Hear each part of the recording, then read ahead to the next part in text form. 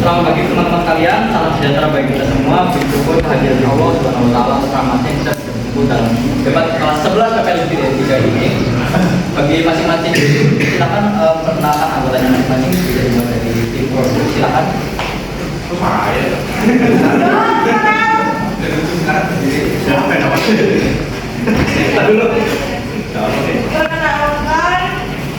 kami dari kelompok pro. Perkenalkan saya Detik dengan sekali harapan.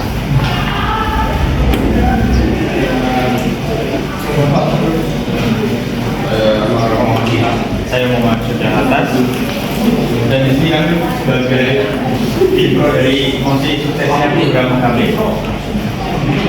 Kalau itu perkenalan dari tim pro, sekarang silakan tim kontra memperkenalkan anggotanya masing-masing. Apa nama saya? Ini dari nomor apa? Biasa. Perkenalkan saya Alexandra dari Komunitas. Saya berkelompok dari Komunitas.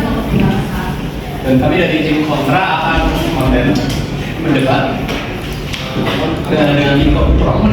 Terima kasih. Ya, terima kasih untuk kedua belah pihak tim sudah memperkenalkan tim kita. Tepuk tangannya dong untuk kedua tim.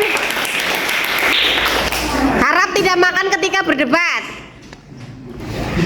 Oke, jadi mosi yang akan kita debatkan pada bagian ini yang sama ini adalah mosi tentang suksesnya program KP.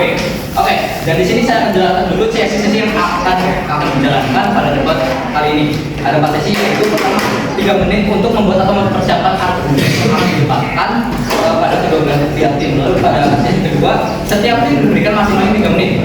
Tim kontra 3 menit, tim pro 3 menit dan tim kontra 3 menit untuk menyampaikan argumen masing-masing. Lalu untuk sesi ketiga, 3 menit untuk argumen seperti sesi kedua, tim pro 3 menit, tim kontra 3 menit. Nah, lalu untuk sesi yang terakhir akan diberikan 1 menit untuk membuat kesimpulan, lalu 2 menit itu untuk menyampaikan kesimpulan bagi setiap masing-masing tim. 2 menit, 2 menit, 1 menit. Ya. Oke, jadi tanpa lama-lama lagi mari kita mulai untuk kami diberikan 3 menit untuk membuat argumen. Silakan. Mulai dari mana? Siapkan argumen yang akan didebatkan sudah selesai. Sekarang waktunya kita masuk pada sesi kedua, yaitu untuk menyampaikan argumen untuk setiap masing-masing tim untuk argumen yang akan diajukan tadi. Bisa dimulai dari tim kontra duluan untuk menyampaikan argumennya. 3 menit dimulai dari Sekarang. Dan jumlah kita akan memilih sebuah tema, yaitu suksesnya program KP, dan kelompok kami itu menentang tentang adanya program KP itu. Nah, kita ambil contoh dari negara Jepang dan Korea. Nah, 2 negara itu kan penduduknya itu termasuk sedikit ya, walaupun SDM-nya tinggi, tetapi di dalam penduduk itu susahnya berkembang biak.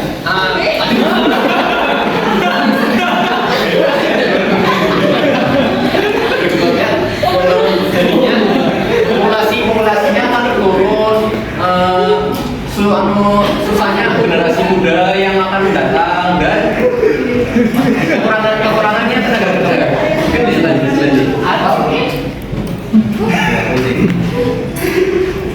Nah, saya tidak setuju dengan program KP karena makin banyak anak itu makin banyak rezeki yang ada di Indonesia. Nah, kalau misal cuma 2 kan mana itu rezekinya dari mana jadi kecuali hoki itu anak kecuali hoki akhirnya tiba-tiba jadi kaya itu menambahkan dari yang tiga tadi kan ada poin penurunan generasi muda, tapi juga kan berarti bisa menurunkan juga generasi muda. Misal 1 orang pun 2 anak, berarti kan cukup kayak stuck di 2 anak aja kan. Jadi generasi mudanya selanjutnya pasti akan berkurang kan. Terus juga ketidakseimbangan tenaga kerja, kurangnya jumlah generasi muda, mungkin terjadi ketidakseimbangan antara jumlah tenaga kerja yang tersedia dengan pasar kerja. Hal ini juga bisa mengakibatkan masalah seperti kekurangan tenaga kerja dalam sektor-sektor tertentu atau bahkan sisa 1 menit surplus tenaga kerja dalam sektor lain. Terus juga selanjutnya ada tidak ketidakseimbangan gender.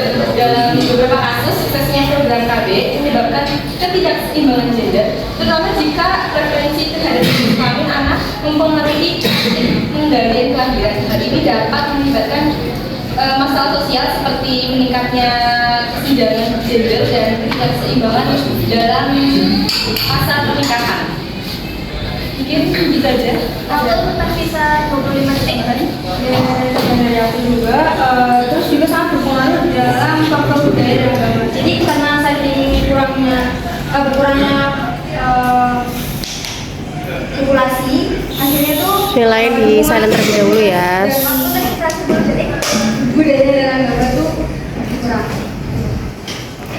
Terus habis, ya terima kasih untuk tim kontra karena sudah menyiapkan argumen pertamanya.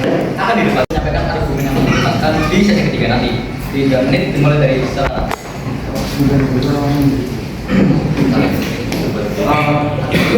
Jadi saya izin menanggapi terkait dari tim kontrak. Pertama di sini kita menurut saya ketika diambil membawakan sebuah contoh negara Jepang itu menurut saya cukup out of topic karena di sini kita kan mengambil sebuah contoh sebenarnya program kami di dalam masa Orde Baru. Nah di dalam masa Orde Baru kita bisa lihat dari data di sana terjadi lonjakan angka kependudukan yang awalnya dari 203 dalam di 2000 dari 237,6 juta jiwa menjadi 271 jiwa dan seterusnya hingga 286,2 jiwa. Yang dimana dari banyaknya angka kelahiran tersebut banyak memberikan dampak negatif baik dari sisi ekonomi maupun kemakmuran serta kesenjangan dalam berkeluarga. Mengapa program kami diperlukan? Pertama-tama kita bisa lihat saat ini banyak sekali pengangguran yang terdapat di seluruh Indonesia, terutama mungkin di daerah-daerah yang bukan perkotaan. Mungkin banyak masyarakat di sana masih terbawa oleh mitos banyak anak banyak rezeki. Cuman mari kita lihat kembali bagaimana proses kita membesarkan anak tersebut dari kecil hingga usia dewasa. Kita bisa ikuti, kita bisa bercontoh baik sekali kayak pada daerah di tengah-tengah karena mungkin kurangnya kemakmuran dalam berkeluarga baik dari sisi ekonomi maupun yang lainnya, akhirnya banyak sekali menjadi anak yang membelot, nakal, pengangguran yang biasanya itu berawal dari masalah keluarga. Yang dimana biasanya itu berawal dari masalahnya banyaknya anak tersebut. Mungkin itu. Waktu tersisa 1 menit 10 detik. Jangan menempatkan sebenarnya program kami pada Orde Baru Soeharto membawa keberhasilan dari sisi ekonomi dan kemakmuran rakyatnya. Pertumbuhan ekonomi di masa pemerintahan Soeharto rata-rata 6,8% setahun, bahkan sempat menyentuh angka 8,1% per tahun pada tahun 1995. Perkembangan pendapatan domestik bruto per kapita Indonesia juga naik drastis pada tahun 1968. PDB hanya USD 70 menjadi USD 1000 pada tahun 1996. Jumlah penduduk miskin pun berhasil diturunkan secara tajam pada tahun itu dari 70 juta jiwa atau 60% dari jumlah penduduk di era tahun 70-an menjadi 26 juta atau 14% pada tahun 90-an. Keberhasilan ini yang nampaknya menarik perhatian negara berkembang di Asia dan Afrika untuk belajar kami di Indonesia. Hingga saat ini tercatat tidak kurang 4 orang dari 40 negara di dunia yang pernah berkunjung dan belajar kami di Indonesia melalui program International Training Program.